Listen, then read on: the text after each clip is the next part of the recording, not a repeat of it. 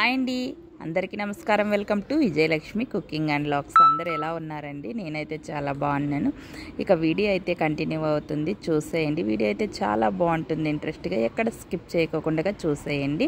ముందుగా ఒక బౌలి పెట్టేసి ఆయిల్ వేసేసుకొని ఆవాల జీలకర్ర వేసేసుకొని చిన్నగా కట్ చేసుకున్న ఆలు కూడా వేసేసుకొని ఇక చూడండి, ఆనియన్స్ అయితే కాస్త ఎక్కువగా వేసుకోవాలన్నమాట.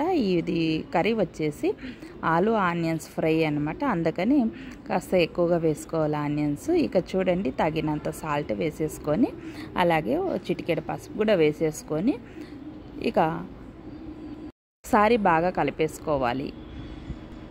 వీడియో అయితే చాలా బాగా చూస్తున్నారు. వీడియోలు ఇలాగే మీ సపోర్ట్ ఉండాలని కోరుకుంటున్నాను.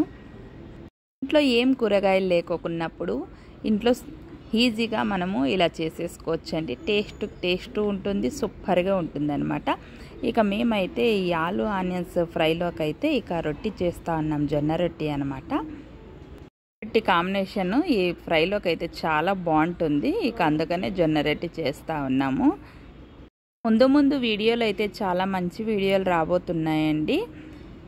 వీడియో అయితే అమ్మ వాళ్ళ ఇంట్లో తీసిన వీడియో అండి. నేనైతే ఇప్పుడు అమ్మ వాళ్ళ ఇంట్లోనే ఉన్నానన్నమాట. ఇక చూడండి, మనకి ఈ ఆలు ఆనియన్స్ బాగా మగ్గిపోయాయి కదా, ఉప్పు పసుపులోనే మగ్గియాలన్నమాట.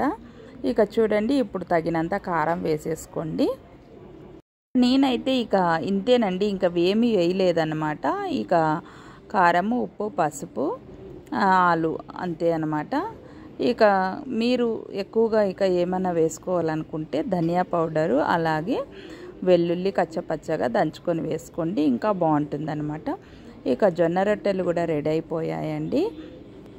ఈజీగా కూడా అయిపోతుంది, టేస్ట్ కూడా సూపర్గా ఉంటుందండి. కాంబినేషన్ అయితే చాలా అంటే చాలా బాగుంది, టేస్ట్ అయితే సూపర్గా ఉంది.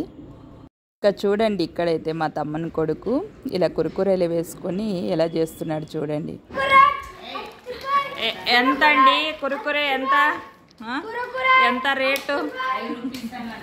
ఎంత రేటు నవీన్? అవునా, మాకొకటి ఇయ్యండి మళ్ళీ.